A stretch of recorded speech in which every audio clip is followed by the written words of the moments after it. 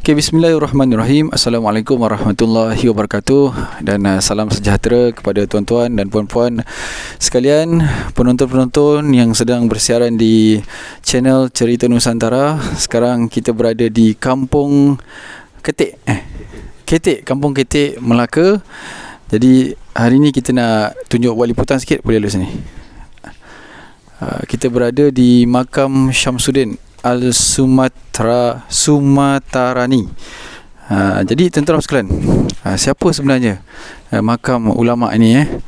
Nama sebenar beliau adalah Syekh Syamsuddin Ibni Al-Sumatarani, yang mana beliau merupakan seorang ulama, sastrawan dan juga pahlawan terbilang yang berasal daripada negeri Aceh di masa zaman pemerintahan Sultan Iskandar Muda. Jadi boleh lihat di belakang tu terdapat makam Syekh Syamsuddin. Jadi tuan-tuan sekalian, apabila Melaka ditakluki oleh Portugis pada tahun 1511, Aceh sering menyerang Portugis yang berpengkalan di Melaka, di kota Melaka.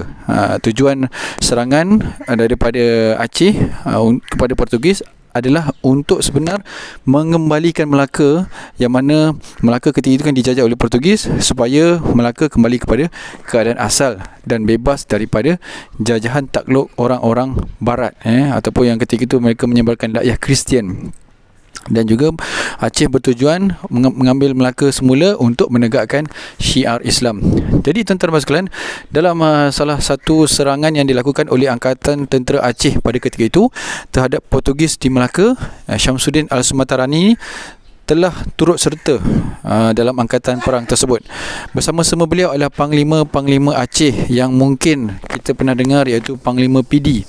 Angkatan Tentera Aceh pada serangan tersebut tidak berjaya ataupun gagal untuk menewaskan Portugis. Jadi Syamsuddin Al-Sumatarani ini dikatakan tidak kembali bersama-sama tentera Aceh ketika itu. Beliau tidak pulang ke Aceh semula. Beliau dan Panglima PD dipercayai terkorban. Jadi boleh lihatlah jasad Panglima jasad Syamsuddin Al-Sumatarani ini yang disemadikan di sinilah, di Kampung Ketik, Melaka. Manakala jasad Panglima PD disemadikan di puncak gedung di Bukit Cina. Nanti kalau ada rezeki, insya-Allah kita akan buat tinjauan di sana, yang mana dikenali juga sebagai Keramat Panjang. Jadi anda boleh lihat bagaimana makam Syekh Syamsuddin Ibni Al-Sumatarani yang berasal daripada Aceh. Agak panjang tuan-tuan dan sekalian, agak panjang, dan dikatakan oleh Abang Kasim, yang mana Abang Kasim ni petugas sukarela yang tanpa gaji menjaga kawasan ini, membersihkan dan sebagainya. Mengatakan bahawa pengunjung-pengunjung ke sini kebanyakannya datang dari jauh-jauh, daripada Aceh pun ada. Dan tuan-tuan sekalian, batu nisan ini dikatakan juga telah digantikan dengan yang baru lagi. Yang sebelumnya batu nisan ni adalah seperti yang terdapat ni di luar ni. Ini adalah batu nisan asal batu ni. Batu ni saja. Ini.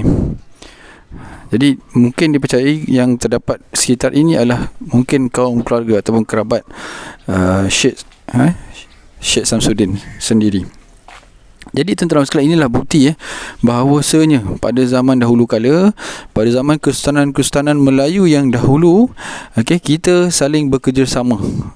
Kita tolong dia tolong kita.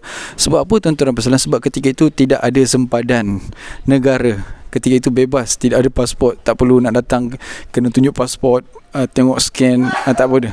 Dulu macam saudara mara, datang ulang-alik. Sekarang saja, sejak baru 50-60 tahun ni pun tak tentu lagi. Mungkin kalau dah berperang ke apa, mungkin tahun 100 tahun atau 50 tahun lagi dah berubah pula negaranya, bentuk lain. Jadi hari ni mari kita sama-sama kita jangan melabel satu sama lain. Kita kena lihat pada zaman dahulu kala, zaman Nusantara dulu, kita tidak ada sempadan negara. Kita sama-sama membangunkan syiar Islam.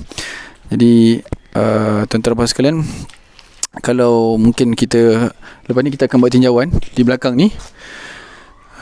ada rumah sejarah, iaitu Tun Mushi Mushi Abdullah. InsyaAllah kita akan buat tinjauan lepas ni.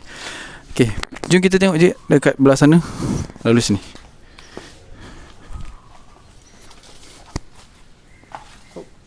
Berapa minit dah tu? 2 minit dah? 2 minit.